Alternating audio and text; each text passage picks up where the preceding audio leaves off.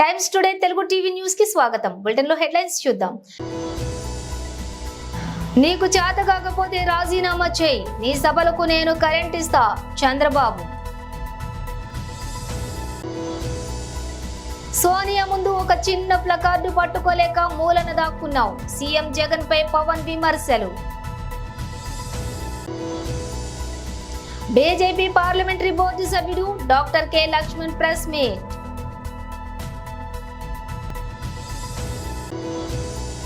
Villain గా మరోసారి విజృంభించనున్న జగపతి బాబు.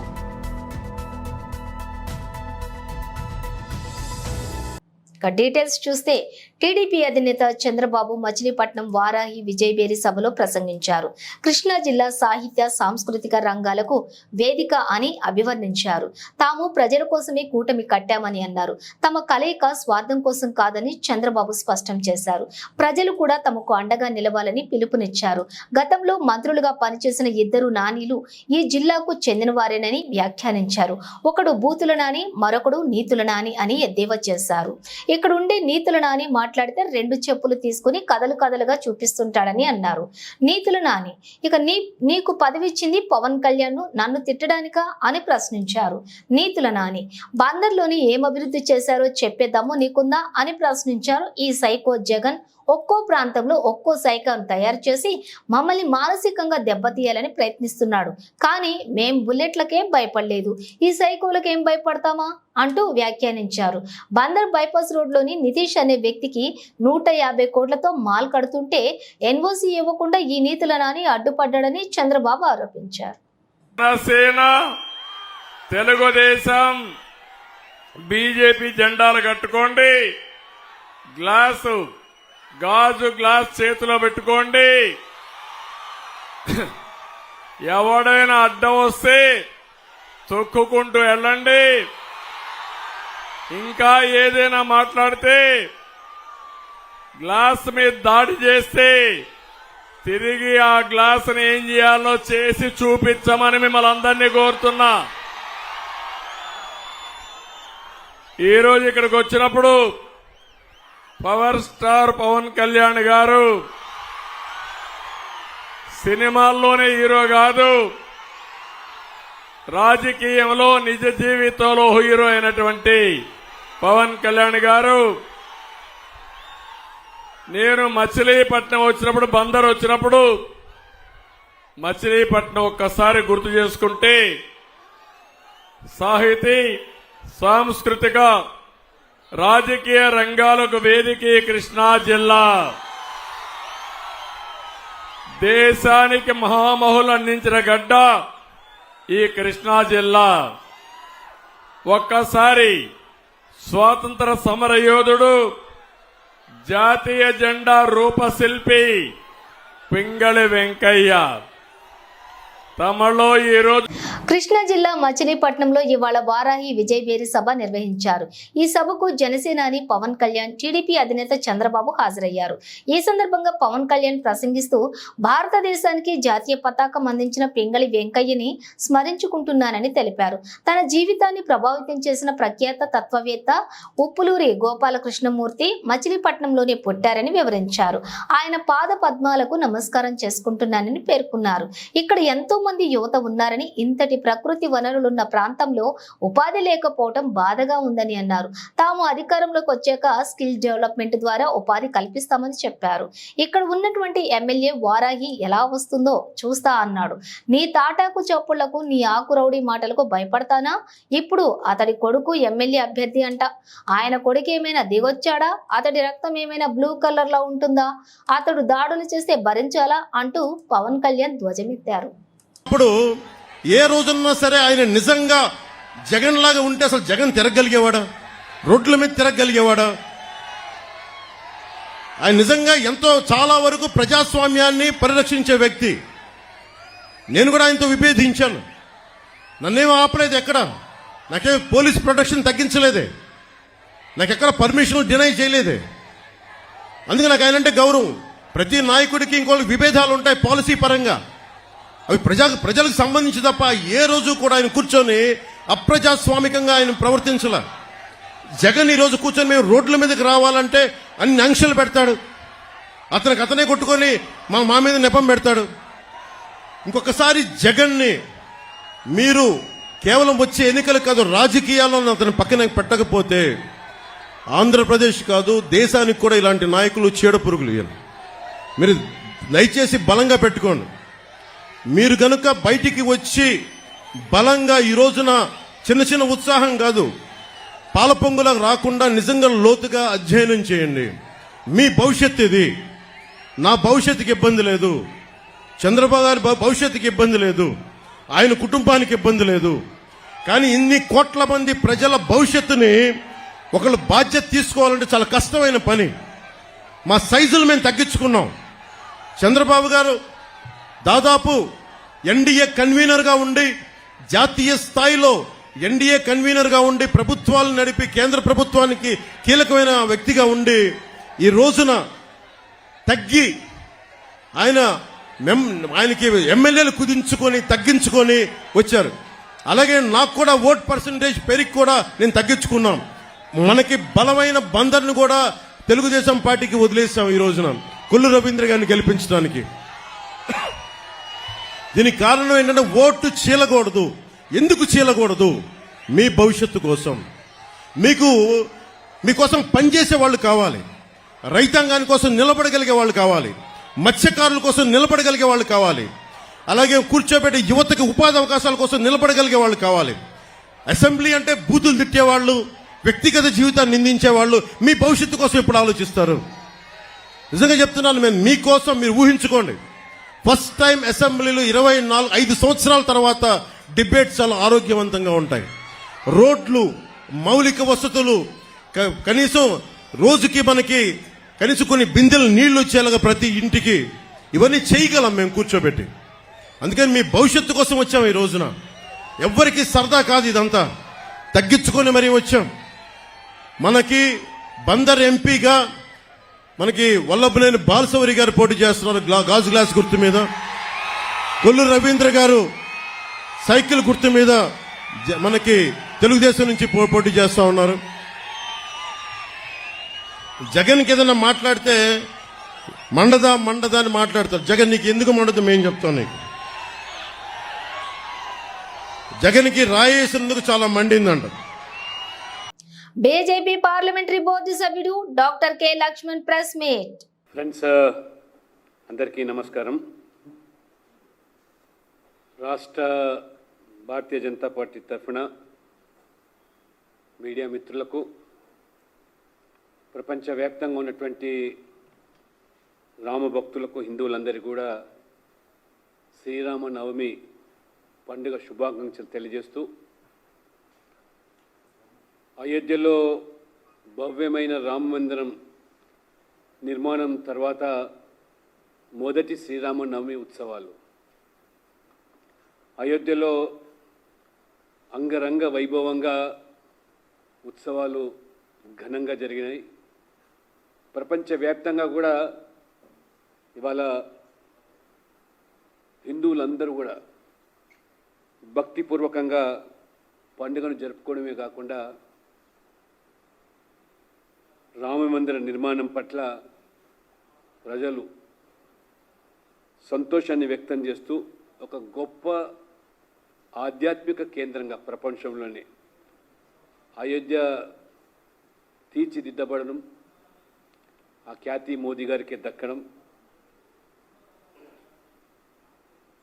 రామమందిర నిర్మాణము, రాముడిని ఇవాళ తెలంగాణ రాష్ట్ర ప్రభుత్వం, ఈ ప్రభుత్వం ఏర్పడిన తర్వాత మొదటిసారిగా దక్షిణ అయోధ్యగా పిలువబడే భద్రాచలంలో జరిగే శ్రీరామ నవమి కళ్యాణ మహోత్సవాన్ని తిలకించడానికి అవకాశం లేకుండా రేవంత్ రెడ్డి ప్రభుత్వం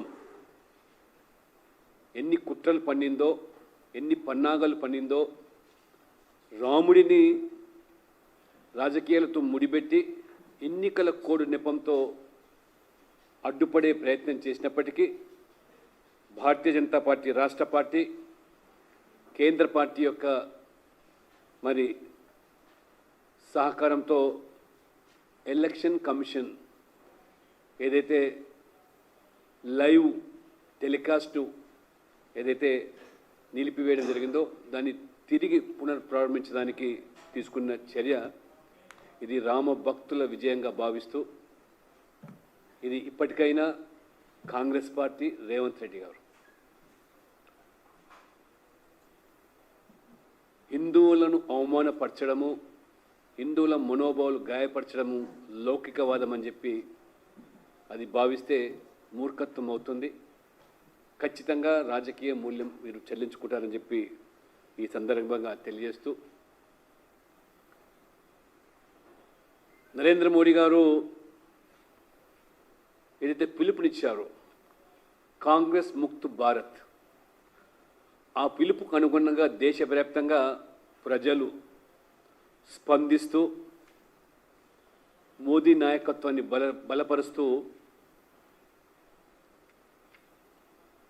క్రమేణా ఉత్తర భారతంలో ఏదైతే కాంగ్రెస్ పార్టీ ఇవాళ పూర్తిగా తుడిచిపెట్టుకుపోయిందో, దక్షిణ భారత్లో కూడా ఆశలు సన్నగిలుగుతూ ఉన్నాయి. దక్షిణ భారత ప్రజలు కూడా మోదీ నాయకత్వం వైపు మొగ్గు చూపుతూ రేపు 2024లో జరిగే లోక్సభ ఎన్నికలు ఇవి దేశం కోసం జరుగుతున్న ఎన్నికలు. ఈ దేశానికి ప్రధానమంత్రి ఎవరు కావాలని నిర్ధారించుకునే ఎన్నికలు, దేశ ప్రజల భవిష్యత్తు నిర్ధారించే ఎన్నికలు. ఈ భారతదేశాన్ని ప్రపంచ చిత్రపటంలో అగ్రగామిగా తీర్చిదిద్దేంటి నాయకత్వాన్ని కోరుకునే ఇండోనేషియాలోని ఉత్తర సులివేసి ప్రావిన్స్ రాజధాని మనోడా సమీపంలో ఉన్న మౌంట్ రాంగ్ అగ్నిపర్వతం 3 రోజుల వ్యవధిలో 5 సార్లు బద్దలైంది. భగభగ మండే ఎర్రని లావా కిందనున్నటువంటి సముద్రంలో కలవగా ఆకాశంలోకి సుమారుగా 2 కిలోమీటర్ల ఎత్తు వరకు భారీ స్థాయిలో దుమ్ము ధూళి వ్యాపించింది. దీంతో అధికారులు అప్రమత్తమయ్యారు. ముందు జాగ్రత్త చర్యలుగా సమీపంలో ఉన్నటువంటి 11,000 మందికి పైగా స్థానికులను ఆ ప్రాంతం నుంచి ఖాళీ చేయాల్సిందిగా ఆదేశించారు. అలాగే మనాడాలోని శామ్ రతులంగి ఇంటర్నేషనల్ ఎయిర్పోర్ట్ ను గురువారం సాయంత్రం వరకు తాత్కాలికంగా మూసేశారు. ముందు ఒకసారి, ఆ తర్వాత మరో 4 సార్లు మౌంట్ రాంగ్ అగ్నిపర్వతం స్థానిక కొలమానం ప్రకారం మంగళవారం రాత్రి 9:45 తొలిసారి బద్దలైంది. ఆ తర్వాత బుధవారం ఒక్క రోజులోనే 4 సార్లు బద్దలై దుమ్ము ధూళిని విరజిమ్మింది. దీంతో ఇండోనేషియా అగ్నిపర్వత ఏజెన్సీ 4వ నెంబర్ ప్రమాద హెచ్చరిక జారీ చేసింది. అగ్నిపర్వత ప్రాంతానికి 4 కిలోమీటర్ల దూరం వరకు ఖాళీ చేయాల్సిన ప్రాంతాలను 6 కిలోమీటర్ల దూరం వరకు పెంచింది. వేల మంది ఖాళీకి ఆదేశం ముందుగా 800 మందికి పైగా స్థానికులను ఆ ప్రాంతం నుంచి తరలించిన అధికారులు ఆ తర్వాత అక్కడ నివసిస్తున్నటువంటి 11,665 మంది స్థానికులను ఖాళీ చేయాల్సిందిగా ఆదేశించారు. అగ్నిపర్వతంలో ఓ భాగం సముద్రంలో కుప్పకూలే అవకాశం ఉందని, ఇది సునామీ వచ్చేందుకు దారి తీయొచ్చని కూడా ఆందోళన చెందుతున్నారు. 1971లో ఇలాగే జరిగిందని కూడా గుర్తు చేశారు. జగపతి బాబుకి విలన్ గా ఇప్పుడున్న క్రేజ్ గురించి ప్రత్యేకంగా చెప్పుకోవాల్సిన పని లేదు. ఆ మధ్య చాలా పవర్ఫుల్ పాత్రలను పోషిస్తూ వచ్చిన జగపతి బాబుకి ఇటీవల కాలంలో అలాంటి రోల్స్ పడలేదనే చెప్పాలి. జగపతి బాబు చాలా డిఫరెంట్ గా కనిపించాడని ఆడియన్స్ చెప్పుకోక చాలానే రోజులైంది. అలాంటి జగపతి బాబు త్వరలోనే అభిమానుల ముచ్చట తీర్చనున్నాడని అంటున్నారు. జగపతి బాబు కూడా కొంతకాలంగా పవర్ఫుల్ రోల్స్ కోసం వెయిట్ చేస్తూ ఉన్నాడు. అలాంటి పాత్ర ఆయనకి హరీష్ శంకర్ ఇచ్చాడని అంటున్నారు. హరీష్ శంకర్, రవితేజ కాంబినేషన్ లో ఒక సినిమా రూపొందుతోంది. ఈ సినిమాకి మిస్టర్ బచ్చన్ అనే టైటిల్ ను ఇటీవలే ఖరారు చేశారు. ప్రస్తుతం షూటింగ్ దశలో ఉంది. త్వరలోనే హైదరాబాద్ లో మరో షెడ్యూల్ ను మొదలెట్టనున్నారు. ఈ సినిమాలో జగపతి బాబు పాత్ర చాలా వైవిధ్య భరితంగా ఉంటుందని అంటున్నారు. ఆయన పాత్ర చాలా స్టైలిష్ గా, పవర్ఫుల్ గా ఉంటుందని చెబుతున్నారు. భాగ్యశ్రీ బోర్సే నటిస్తున్న ఈ సినిమాకి విశ్వప్రసాద్, వివేక్ కూచిబొట్ల నిర్మాతలుగా వ్యవహరిస్తున్నారు. మిక్కీ జే మేయర్ సంగీతాన్ని సమకూర్చుతున్న ఈ సినిమా ఈ ఏడాదిలోనే ప్రేక్షకుల ముందుకు రానుంది. తెలంగాణ రాష్ట్రంలో ఎరుకల విద్యార్థులు ఉద్యోగాల కోసం పోటీ పరీక్షలు రాసేందుకు కోసం ప్రత్యేక ఏకలవ్య స్టడీ సర్కిళ్లను ఏర్పాటు చేయాలని తెలంగాణ ఎరుకల సంఘం రాష్ట్ర ప్రధాన కార్యదర్శి లోకిని రాజు అన్నారు. బుధవారం వరంగల్లోని మీడియా సమావేశంలో మాట్లాడుతూ ప్రస్తుతం ఉన్న పోటీ ప్రపంచంలో తెలంగాణలోని ఎరుకల విద్యార్థులు ఉద్యోగాలలో పోటీ పడడానికి ప్రభుత్వం ప్రత్యేక ఏకలవ్య స్టడీ సర్కిళ్లను ఏర్పాటు చేసి శిక్షణ ఇవ్వాలన్నారు. ప్రస్తుతం తెలంగాణలో ఏకలవ్య కార్పొరేషన్ చైర్మన్ పదవిని ఎరుకల సమస్యలు తెలిసిన నాయకునికి ఇవ్వాలని అన్నారు. రామంజపురంలో కాకతీయుల కాలంలో నిర్మించిన ఎరుకల నాంచారమ్మ పంచకూట ఆలయానికి నిధులు కేటాయించి పునర్నిర్మించాలన్నారు. తెలంగాణలో పెండింగ్ లో ఉన్న ఎరుకల సమస్యలను ముఖ్యమంత్రి రేవంత్ రెడ్డి త్వరగా పరిష్కరించాలని కోరారు. ఈ కార్యక్రమంలో వరంగల్ జిల్లా ఎరుకల సంఘం నాయకులు పాల్గొన్నారు. ఈరోజు తెలంగాణ ఎరుకల సంఘం వరంగల్ జిల్లా ఆధ్వర్యంలో ఎరుకల ఆత్మగౌరవ జెండా ఆవిష్కరణ చేసుకున్నాం. ఈ సందర్భంగా నేను ప్రభుత్వానికి విజ్ఞప్తి చేసేది ఏంటంటే, మీరు ఏదైతే ప్రభుత్వం ఎరుకల కార్పొరేషన్ ఏర్పాటు చేస్తున్నారో ఎరుకల కార్పొరేషన్ ఏర్పాటు చేసి అలా చదువుకున్నటువంటి విద్యావంతులకి మేధావులకి ఎరుకల జాతి పక్షాన మాట్లాడే వాళ్ళు కానీ కష్టపడే వాళ్ళు కానీ ఎరుకల సమస్య మీద అవగాహన ఉన్న వాళ్ళకే ఎరుకల కార్పొరేషన్ చైర్మన్కి ఇవ్వని చెప్పేసి నేను ప్రభుత్వం విజ్ఞప్తి చేస్తూ ఉన్నాం.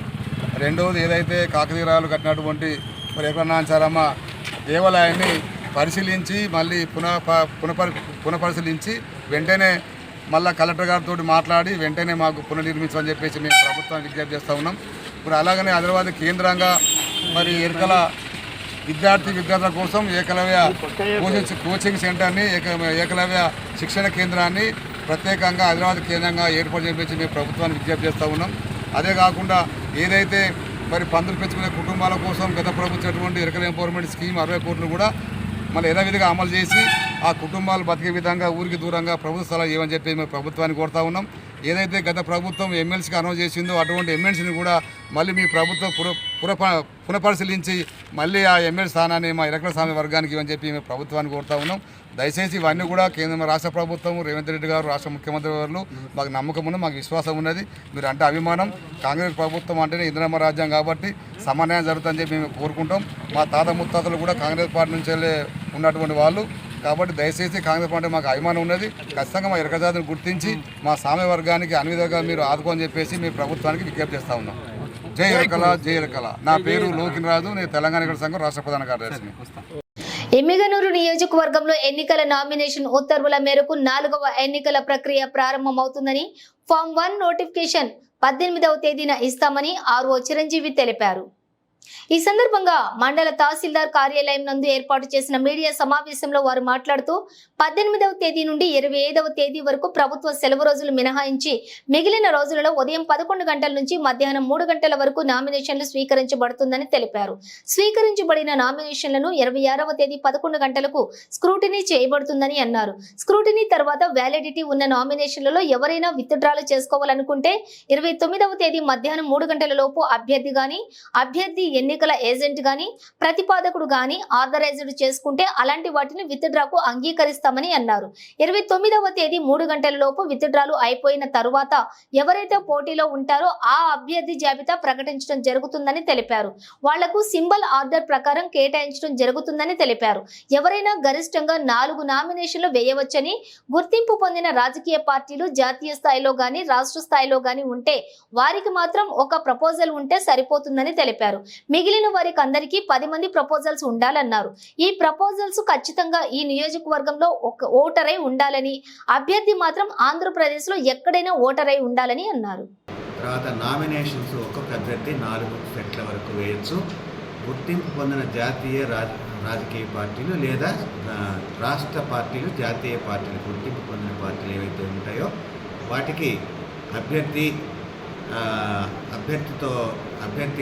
కాకుండా ప్రపోజరు ఒకళ్ళు మాత్రమే ఉంటారు. మిగిలిన కేటగిరీస్ కిందకు వచ్చినప్పుడు ప్రపోజర్స్ 10 మంది ఉంటారు. ఈ ఒక్కొక్కళ్ళు 4 నామినేషన్స్ వరకు వేసుకోవడానికి ఉంటుంది. నామినేషన్ పేపర్తో పాటుగా అఫిడవిట్ కూడా మనకి ఇవ్వాల్సి ఉంటుంది. అఫిడవిట్తో పాటుగా అభ్యర్థికి సంబంధించిన ఫోటోలు 2 ఇవ్వాలి. వాటితో పాటుగా బ్యాంక్ అకౌంట్కి సంబంధించిన డీటెయిల్స్ ఇవ్వాలి. తర్వాత ఫోటోల మీద సర్టిఫికేట్, ఫోటోల వెనక సంతకం కూడా చేసి ఇవ్వాల్సి ఉంటుంది. ఈ స్క్రూటినీ అయిపోయిన తర్వాత మనం ఏది అభ్యర్థులు పోటీలో ఉంటారో వాళ్ళందరి జాబితా ప్రచురించడం జరుగుతుంది. తర్వాత బ్యాలెట్ పేపర్ ప్రింటింగ్ కూడా జరుగుతుంది. 29వ తేదీ సాయంత్రం 3 గంటల నుంచి 30వ తేదీ సాయంత్రం 3 గంటల వరకు సర్వీస్ ఓటర్స్ వాళ్ళకి electronically transmitted postal ballot paper అనేది ట్రాన్స్మిట్ చేయడం జరుగుతుంది. తర్వాత ఉద్యోగస్తులు ఎలక్షన్లో విధుల్లో ఉన్న వారందరికీ postal ballot paper facilitation centre ద్వారా ఈసారి ఇవ్వడం జరుగుతుంది. అలాంటి వాటికి బ్యాలెట్ పేపర్ ప్రింటింగ్ లోకల్గా కర్నూలులో జరుగుతుంది. అది 72 గంటల లోపల జరగాల్సి ఉంటుంది. ఇవన్నీ వరుసగా ఈ ఎన్నికల ప్రక్రియ రేపటి నుంచి మొదలవుతుంది. ఇవంతా పారదర్శకంగా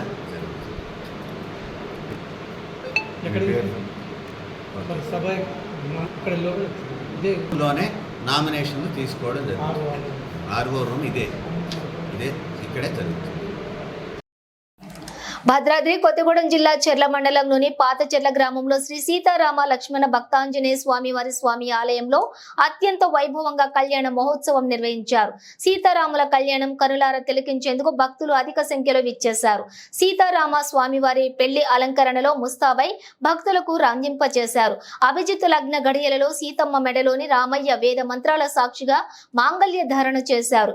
ఈ వేడుక భక్తులు శ్రీరామ నామ జపం నడుమ జరిగింది. ఈ యొక్క కార్యక్రమంలోని దొడ్డి రామకృష్ణ ధర్మపత్ని జ్యోతి దంపతులు, చిప్పా శ్రీనివాసరావు, సత్యవేణి దంపతులు మరియు ఆలయ కమిటీ సభ్యులు, గ్రామస్తులు, భక్తులు పాల్గొన్నారు.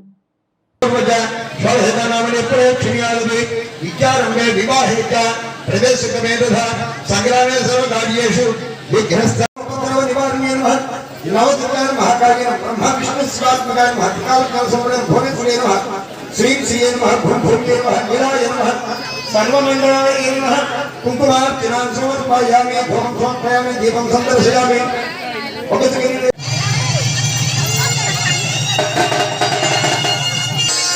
श्रीरस्तु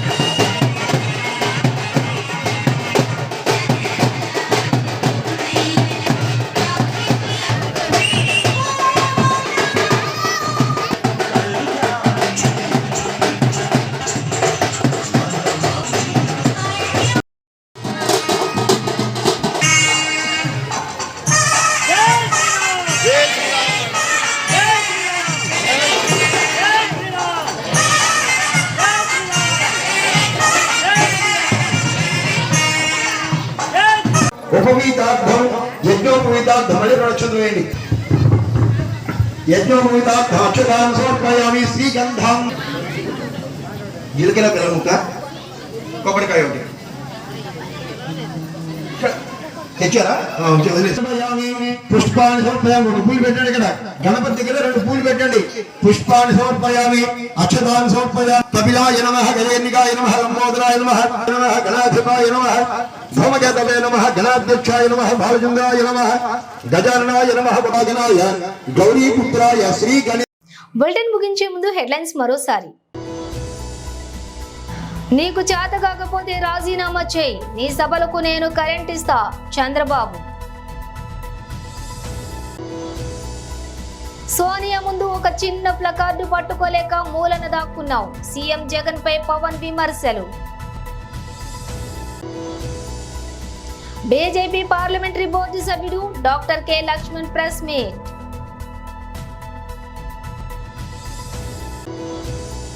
విలన్ గా మరోసారి విజృంభించనున్న జగపతి బాబు.